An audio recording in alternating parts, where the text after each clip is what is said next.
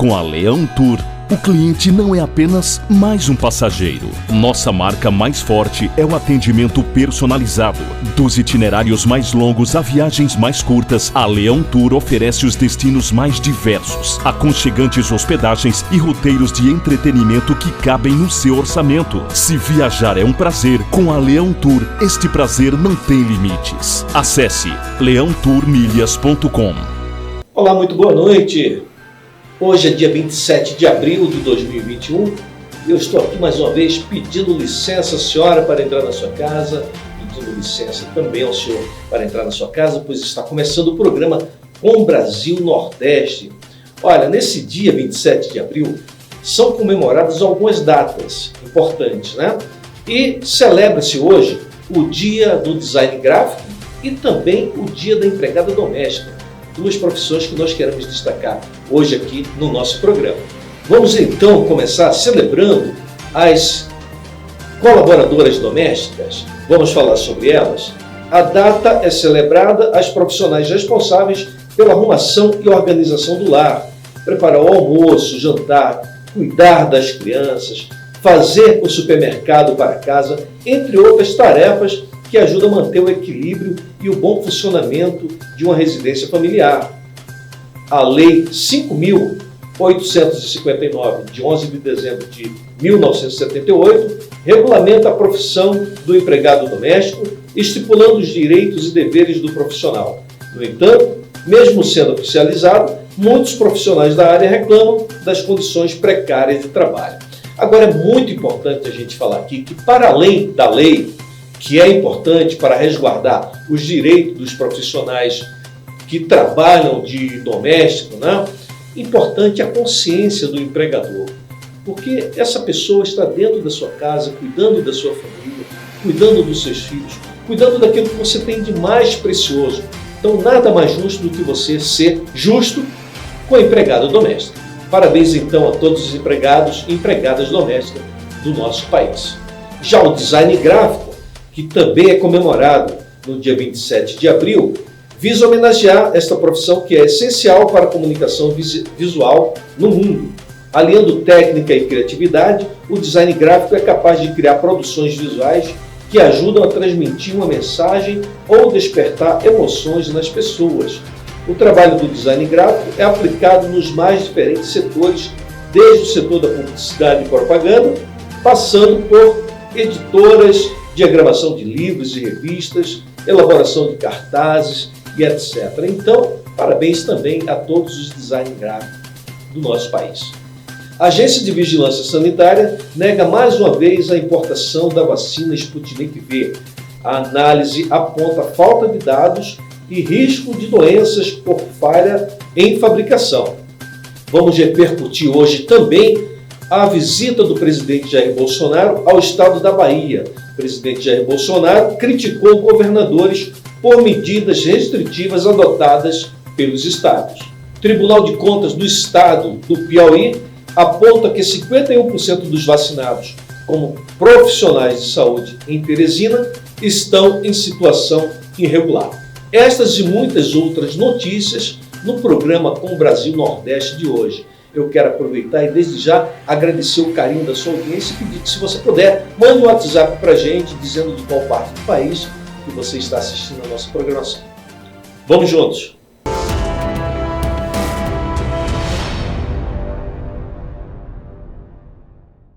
Vamos começar então o giro de notícias trazendo a Rita Brandão, que está em Salvador. Ontem nós mostramos aqui no programa como foi a visita do presidente Jair Bolsonaro ao estado da Bahia. Foram entregues mais 22 quilômetros de pistas duplicadas da BR-101. Trecho tem início no entroncamento com a BR-324 e vai em direção à divisa com Sergipe. Com essa liberação, há agora 58 quilômetros de pistas ampliada na região que conta com fábricas de grande porte. Hoje vamos conferir uma fala do presidente da República que repercutiu durante esse evento. Bolsonaro criticou os governadores por causa das medidas restritivas adotadas pelos estados. A Rita Brandão, então, vai contar para a gente sobre essa fala do presidente. Rita, boa noite, é com você.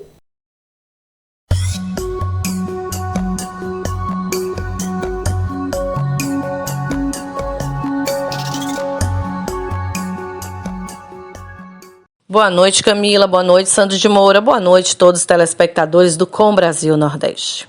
Sem citar diretamente o governador Rui Costa, o presidente Jair Messias Bolsonaro, sem partido, criticou as medidas restritivas adotadas pelos governadores de oposição para evitar a disseminação da Covid-19. Disse o presidente Bolsonaro: está chegando a hora do Brasil dar um novo grito de independência. Não podemos admitir alguns pseudos governadores imporem a ditadura no meio de vocês, usando o vírus para subjugá-los. Sempre dissemos que, além do vírus, tínhamos que nos preocupar com o emprego. Não foi o governo federal que obrigou vocês a ficar em casa, que fechou o comércio, que destruiu milhões de empresas, declarou Bolsonaro em visita à Conceição do Jacuípe durante a inauguração de um trecho de 22 quilômetros da BR-101, na manhã de segunda-feira ontem. Vermelha.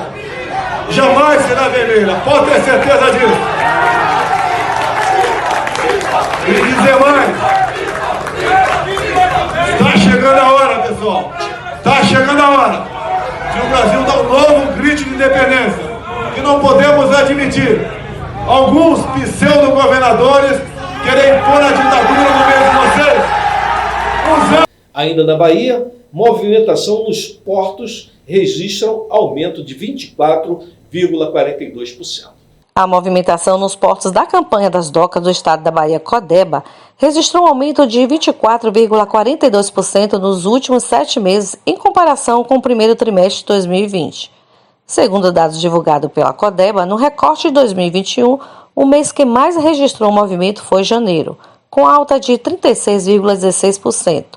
Em seguida, vem fevereiro com 28,1% e março com 11,88%, fechando com movimentação de 1.087.715 de toneladas.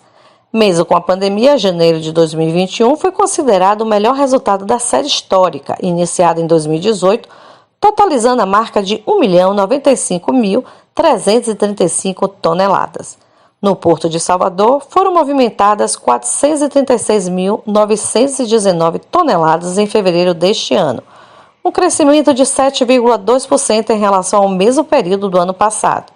Já em março, o crescimento foi de 1,6%. Entre os principais produtos movimentados estão químicos, trigo, arroz, celulose e metais siderúrgicos. Já no Porto de Ilhéus, a Codeba espera que até julho sejam embarcadas cerca de 240 mil toneladas de soja. Para fechar a participação da Rita, ela vai falar sobre a decisão do ministro do Supremo que decide que a Bahia pode importar a vacina Sputnik V. Boa noite, Camila. Boa noite, Sandro de Moura. Boa noite a todos os telespectadores do Com Brasil Nordeste. O ministro Ricardo Lewandowski, do Supremo Tribunal Federal, autorizou nesta segunda-feira, 26, que a Bahia importasse doses da vacina Sputnik V, mesmo sem autorização de uso emergencial pela Agência Nacional de Vigilância Sanitária, Anvisa. Em sua decisão, Lewandowski destacou a medida provisória 1026/21, que permite que estados e municípios comprem vacinas contra a Covid-19 se o governo federal não cumprir o Plano Nacional de Imunização ou caso as doses previstas sejam insuficientes. Ele também citou decisão semelhante no caso do Maranhão.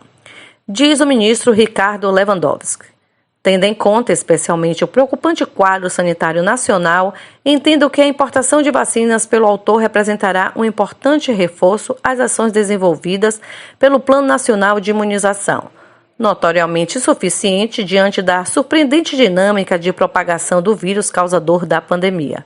Por isso, julgo ser de rigor autorizar o referido Estado, vencendo o prazo de 30 dias corrido, sem que haja manifestação da Anvisa, a proceder à importação das vacinas, tal como por ele pretendido.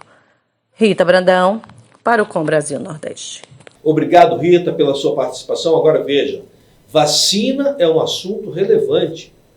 A Anvisa não liberou ainda a liberação da importação da Sputnik V. Por que o Supremo pode dizer que o Estado da Bahia pode comprar vacina? Que loucura é essa? Os ministros do Supremo agora são cientistas?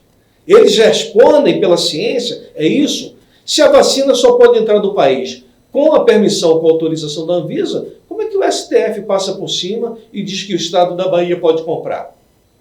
Complicada essa situação, né? Vamos agora chamar a nossa assistente de mídias sociais, Natânia Mello, que vai trazer o seu giro. Natânia, boa noite, é com você.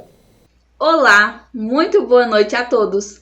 O Observatório de Saúde e Segurança do Trabalho divulgou dados de que Fortaleza é a 12ª cidade do país em números de acidentes de trabalho em 2020.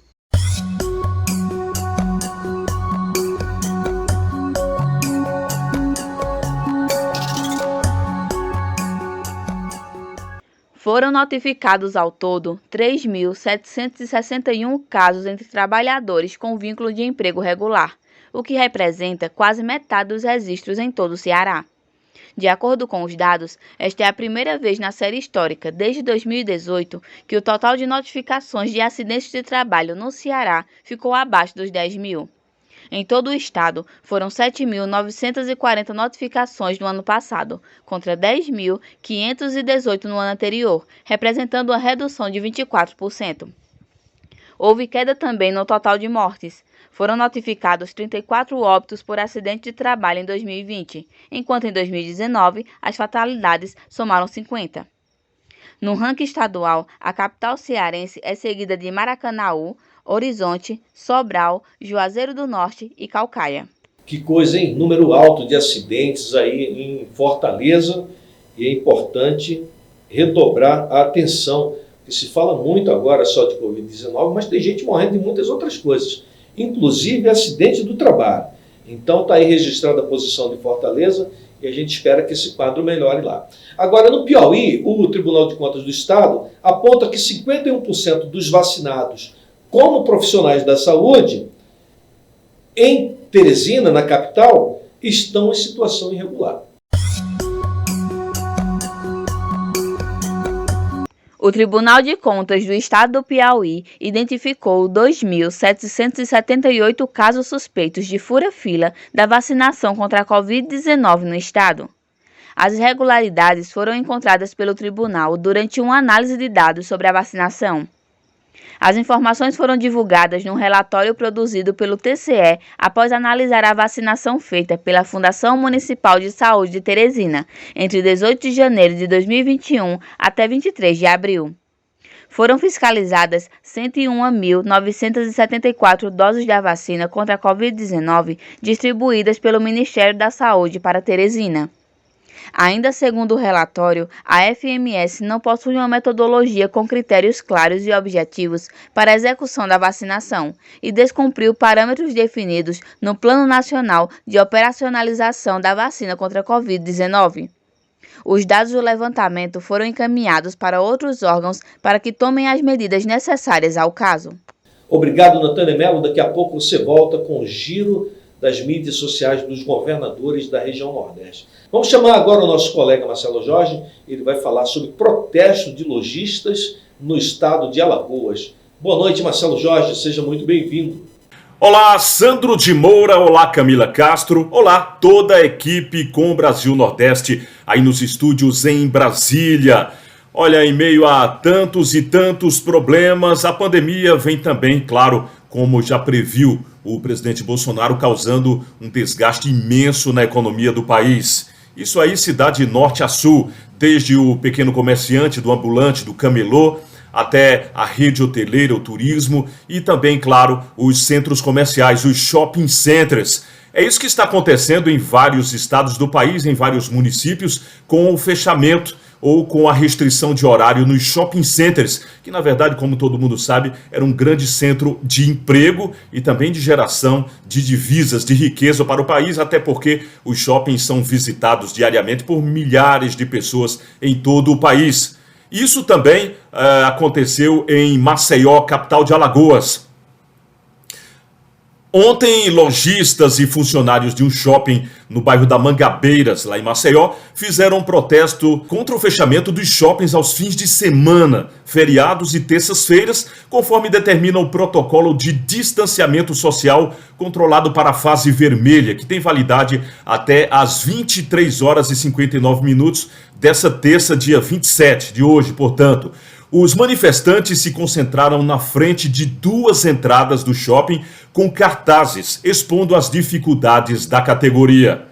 Segundo a presidente da Associação dos Lojistas do Maceió Shopping, Lana Rettori, ela disse assim: nossa situação está complicada. Em abril, vamos ter apenas 15 dias úteis. O setor já amarga prejuízos, estamos chegando perto do Dia das Mães, uma das melhores datas do varejo, mas com essas medidas o setor não consegue se recuperar. A Lana disse ainda que o protesto foi pacífico e que a categoria preparou um ofício que será entregue ao governo do estado. Aí ela complementou: nós queremos essa flexibilização no setor, como ocorreu com outros setores que também estão no prejuízo. Nós estamos tendo muitas perdas e queremos que o governo olhe para o nosso setor. A decisão de fechar os shoppings, comércio e lojas de rua em dias específicos é para tentar, segundo o governo, frear o avanço do contágio pelo coronavírus. Especialistas alertam que aglomerações aumentam o risco de contaminação. O que, na verdade, Sandro de Moura, é um argumento que não tem sustentação, porque já se comprovou que se esse tipo de ação de fechamento de lojas, de distanciamento de uma forma tão radical resolvesse, desde o ano passado para cá, não existiriam tantos casos e um crescimento, inclusive, nesse ano dos casos. O que alguns especialistas defendem, e no que eu também acredito, é que com as lojas abertas mais tempo, você vai fazer com que as pessoas possam escolher o melhor horário de compras e, portanto, não aglomerem. E aí seria uma forma inteligente de manutenção dos empregos, de manutenção das compras e de tentar se passar por esse período de pandemia de uma forma um pouco mais confortável, se é que essa seria a palavra correta, mas pelo menos de uma forma mais digna, tanto para os consumidores como e principalmente para os lojistas e para os comerciários. Para o Com Brasil Nordeste, falando sobre notícias de Alagoas, Marcelo Jorge.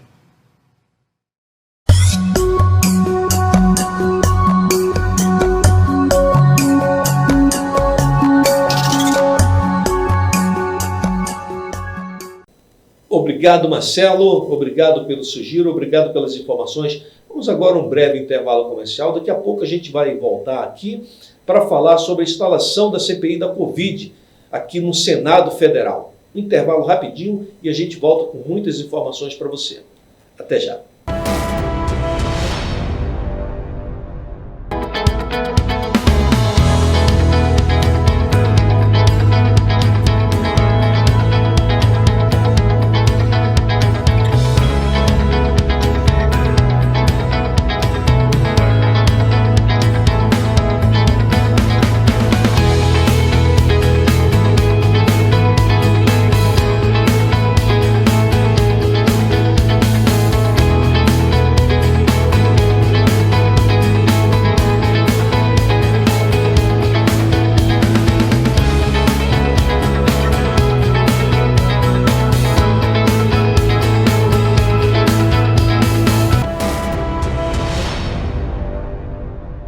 Estamos de volta agradecendo o carinho da sua audiência. Muito obrigado por permitir que nós estejamos dentro da sua casa através da tela da sua televisão.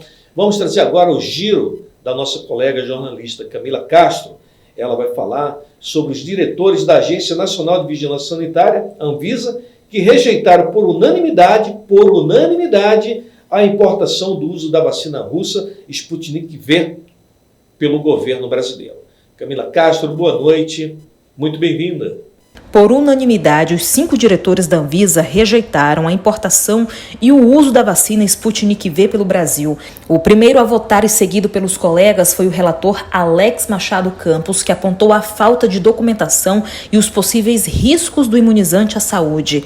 Já o presidente da Anvisa, Antônio Barra Torres, afirmou que a atribuição da agência é proteger e promover a saúde da população e que a agência não pode agir ao arrepio de sua missão.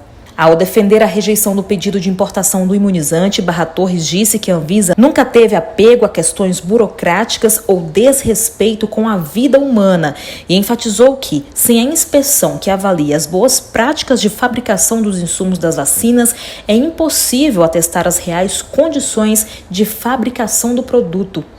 É uma missão muito nobre e ela diz, abre aspas, proteger e promover a saúde da população, mediante a intervenção nos riscos decorrentes da produção e do uso de produtos e serviços sujeitos à vigilância sanitária. Então vejam bem, vamos nos deter um pouquinho mais na missão.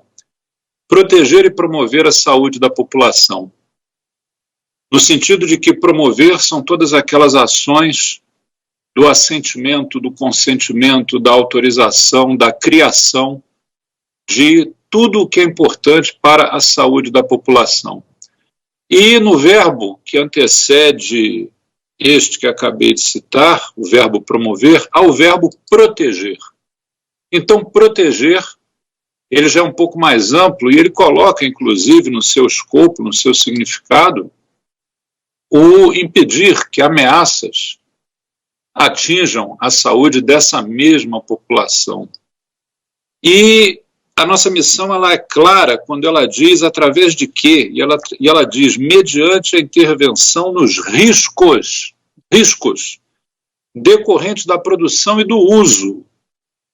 Riscos decorrentes da produção e do uso de produtos e serviços que sejam sujeitos à vigilância sanitária. Agora, Camila vai falar de um assunto muito interessante, um assunto romântico. O céu de Brasília é o céu mais bonito do Brasil. Isso a gente não tem dúvida.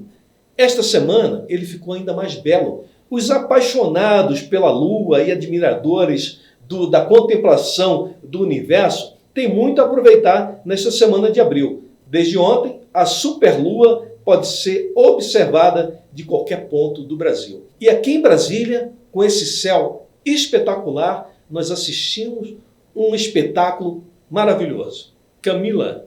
Pois é, a superlua rosa está arrancando suspiros tanto no Brasil quanto em outros pontos do mundo. Isso acontece quando a lua cheia atinge seu perigeu, ou seja, o ponto máximo de aproximação com a Terra. Quando está neste período, ela nos aparece até 15% maior e 30% mais brilhante. Isso pode ocorrer em qualquer uma das fases. Se coincide com a lua cheia, então temos a chamada superlua. Em abril, a superlua também costuma ser chamada de superlua rosa, por marcar para os povos norte-americanos o fim do inverno e o início da primavera no hemisfério norte. E agora uma outra curiosidade. A visibilidade do fenômeno no Distrito Federal, no entanto, foi impactado pelas chuvas, é isso mesmo, devidos às precipitações desta terça. Houve formação de nuvens, o céu encoberto atrapalhou então que a superlua nova fosse vista em alguns pontos da capital. Mas ainda assim, deu para apreciar essa belezura. E olha, o termo superlua surgiu em 1979 e não é um conceito astronômico. A expressão é usada por meio acadêmico para fazer referência à união então do perigeu com a lua cheia.